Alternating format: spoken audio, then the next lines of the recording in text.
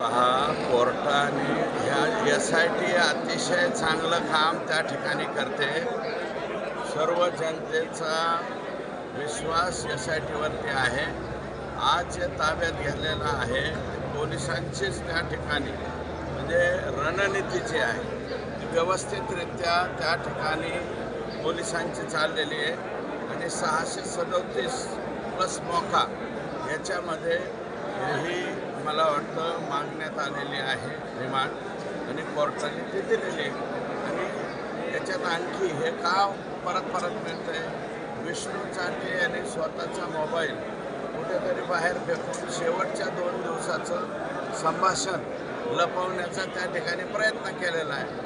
मग ते त्यांनी लपवायचा प्रयत्न केला तर याच्या माध्यमातून ओपन करण्याचं प्लॅनिंग मला वाटतं SITचं असावं. बिहार अशी प्रसिद्धी करू नका. ज्यावेळेस माझं मत आहे लहान मुलांच्या वरती मी बोलणार नाही. हे जर त्यांचे थोरले बंधू बोलले तर त्याच्यावरती मी प्रतिक्रिया देईन. मात्र अशा पद्धतीनं तुमचं नाव न घेता त्यांनी लहान टीका केली. मुलांच्या वरती बोलणार नाही म्हणलं ना. हां, आणि जातपातीचा हा विषय नाही.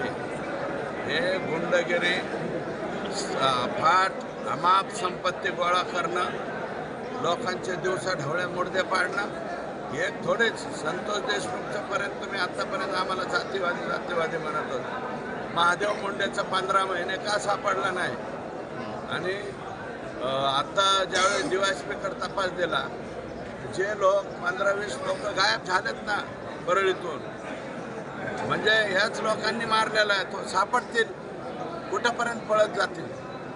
आणि माझं मत असं आहे की जे नवीन आमदार आहेत त्यांनी बोलताना बरं का थोडंसं समजदारी घेऊन बोलावं अशी माझी विनंती.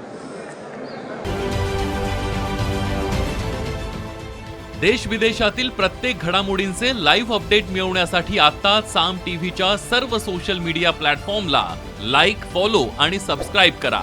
तसंच सर्व नोटिफिकेशनसाठी बेल आयकॉन प्रेस करायला विसरू नका.